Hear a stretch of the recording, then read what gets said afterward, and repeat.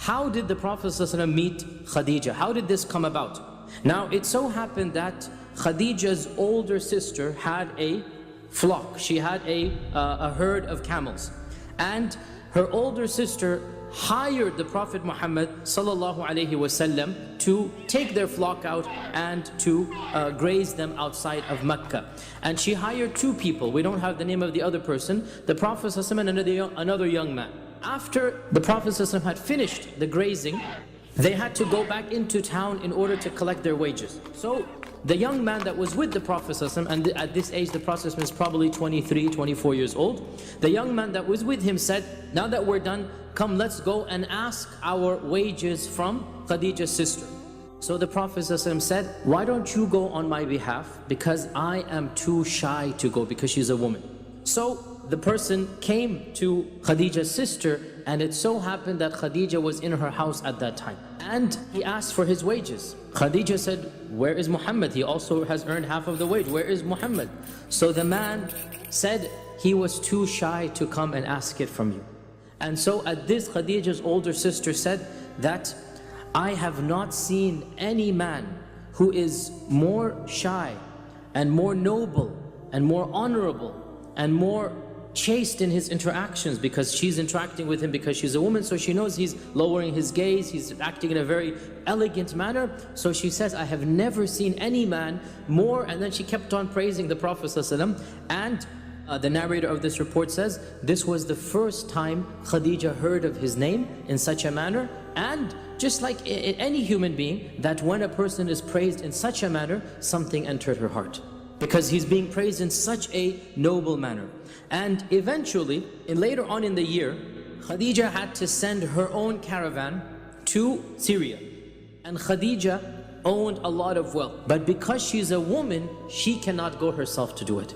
And so every single time she has to hire a businessman. So when she heard this praise about the Prophet Muhammad ﷺ, she decided, why don't I choose this young man? So she sent a message to the Prophet ﷺ, why don't you take charge of my caravan?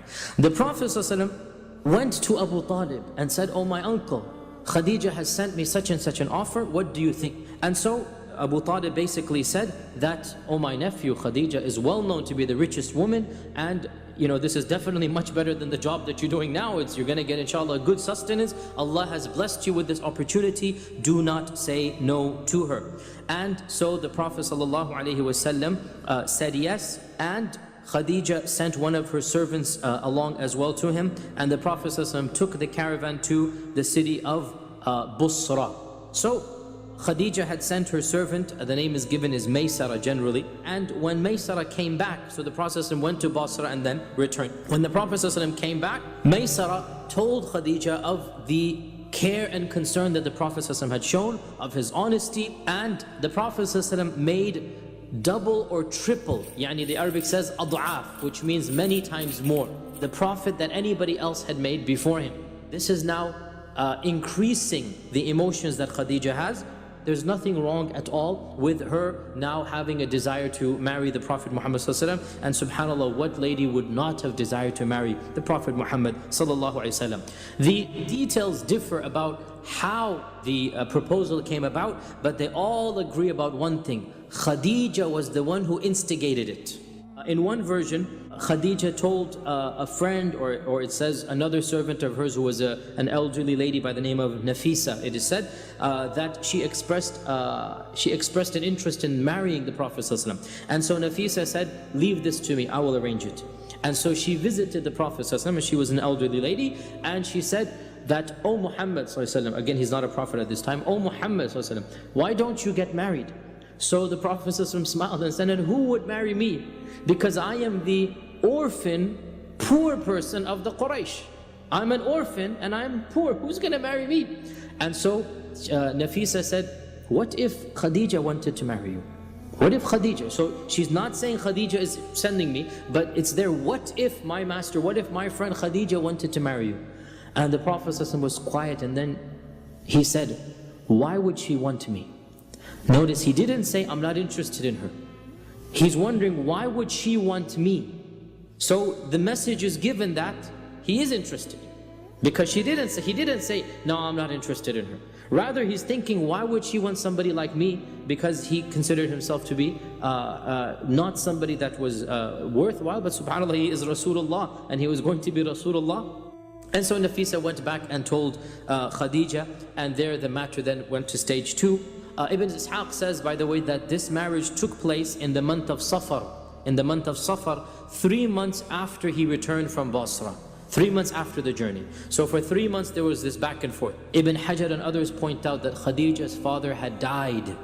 That her uncle Amr ibn Asad became her wali, and Abu Talib came with the Prophet ﷺ, and Abu Talib performed the khutbah. He performed the sermon, and the sermon is recorded in one of the early books that Abu Talib began by praising Allah subhanahu wa ta'ala, and then talking about the lineage of the Quraysh. That's what they always talked about, that we are the noble descendants of Ibrahim and Ismail, that Allah has blessed us with this, and that of the blessings we have is that we are the caretakers of the Kaaba, and Allah has blessed us to be the people of Mecca.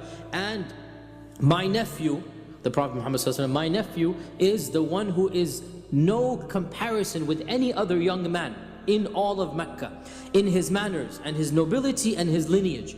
And he has proposed to your noble lady, Al-Karima, your noble daughter, your noble lady, Khadijah, with a mahr of 12 uqiyya wa nishan. Uqiyya is a nugget of silver. So 12 nuggets of silver with a little bit of coins of silver as well. And so he gave the khutbah. At this, Amr, Khadijah's uncle, stood up and said, this is a young man who cannot be refused. We accept the proposal. The blessings of Khadijah are simply too numerous to mention. She was the first to believe in the Prophet ﷺ. She comforted him as soon as the revelation began. She was the one who thought, let's take him to Waraqa ibn Nawfal. Let's take him to somebody who knows what's going on and ask what is happening.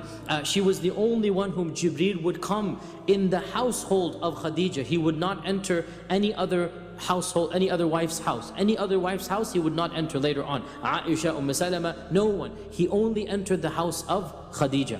And Jibreel told the Prophet ﷺ, once when the Prophet ﷺ was sitting in Mecca, the Prophet ﷺ said to Khadijah that, oh Khadijah, here is Jibreel. Because Jibreel would enter and Khadijah was in the house, the only wife he would enter. Here is Jibreel, and he is sending Allah's salam upon you, subhanallah. He is sending Allah's salam upon you, and He is giving you the glad tidings of a house in Jannah where there's not going to be any noise and any struggling. You will have peace in that household.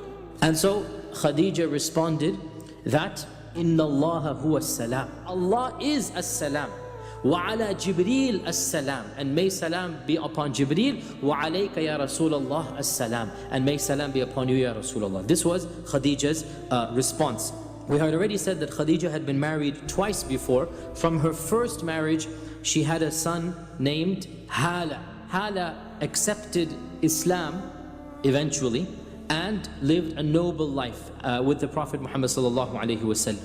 The Prophet ﷺ and Khadijah had at least 6 children. I already said this, that all of the children of the Prophet ﷺ were through Khadijah. The first child of the Prophet ﷺ, you should all know his name, it is Al-Qasim.